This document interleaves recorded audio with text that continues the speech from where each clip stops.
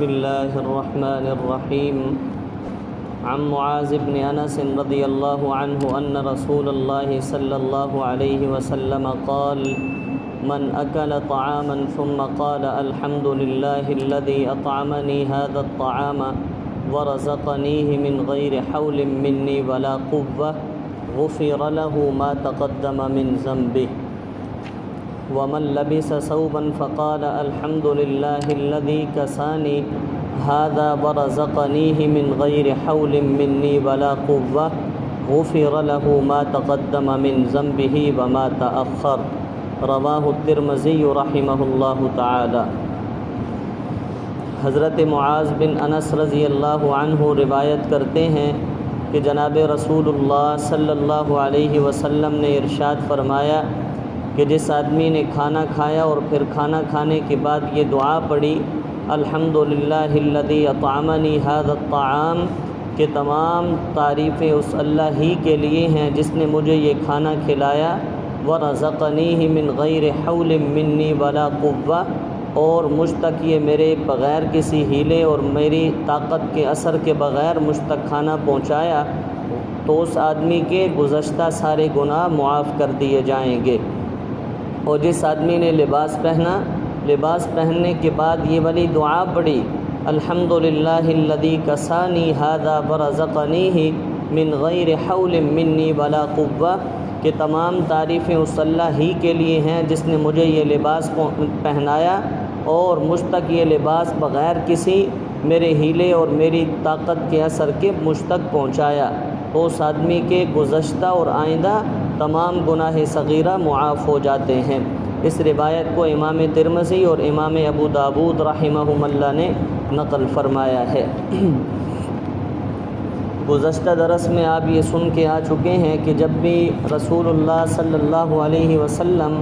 کوئی نیا لباس پہنتے تھے، اچھا لباس پہنتے تھے، تو آپ علیہ الصلاۃ والسلام کی عادت مبارکہ تھی کہ آپ دعا کا اہتمام کرتے تھے، اور آپ علیہ الصلاۃ والسلام نے مختلف مواقع پر اپنی امت کو مختلف دعائیں سکھائی ہیں، اور آپ علیہ السلام نے ان دعاؤں کے پڑھنے کے اہتمام کا حکم بھی اپنی امت کو دیا ہے. اب اگر کوئی آدمی ان دعاؤں کا اہتمام کرتا ہے تو آج کی حدیث مبارکہ میں اس اہتمام کرنے والے آدمی کے لیے بہت بڑی بشارت سنائی گئی کہ جو آدمی کھانا کھاتا ہے، ظاہر ہے ہر انسان ہی کھانا کھاتا ہے، کھانا کھانے کے بعد جو آدمی اللہ رب ذوالجلال کا شکر ادا کرتے ہوئے کھانا کھانے کے بعد کی دعا پڑھ لے تو اللہ تبارک و تعالی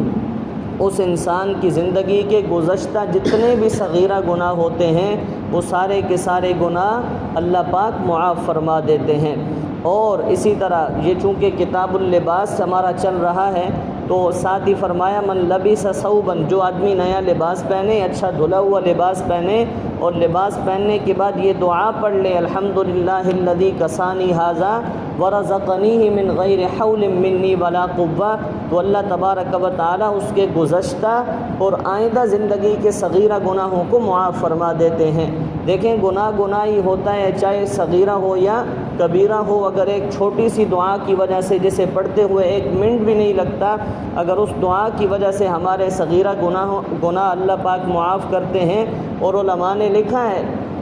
کہ جس آدمی کے صغیرہ گناہ ختم ہو جائیں وہ اتنی نیکیاں کرتا ہے کہ اللہ پاک ان نیکیوں کی برکت سے اس آدمی کے صغیرہ گناہ ختم کر دیتے ہیں. پھر اگر اس کے ذمے کوئی کبیرہ گناہ موجود ہو اور اس نے ابھی تک توبہ نہ کی ہو اور اس کے صغیرہ ختم ہو چکے ہوں تو اللہ پاک اعمال کی برکت سے اس آدمی کے کبیرہ گناہوں کو بھی معاف کر دیا کرتے ہیں. تو ہر گناہ کو گناہ سمجھنا چاہیے اور گناہ سے بچنے کا اہتمام بھی کرنا چاہیے. اور رسول اللہ صلی اللہ علیہ وسلم کی جتنی تعلیمات ہیں، آپ سے منقول دعائیں ہیں، ان دعاؤں کا اہتمام بھی کرتے رہنا چاہیے. تو تمام حضرات انشاءاللہ نیت کرتے ہیں نا کہ جتنی بھی دعائیں ہمیں یاد ہیں، مسجد میں آنے کی، جانے کی، بیت الخلاء میں آنے کی، جانے کی، کھانا کھانے کی، کھانا کھانے کے بعد کی، سونے کی، جاگنے کی، چھوٹی چھوٹی دعائیں تو بچوں کو بھی یاد ہوتی ہیں.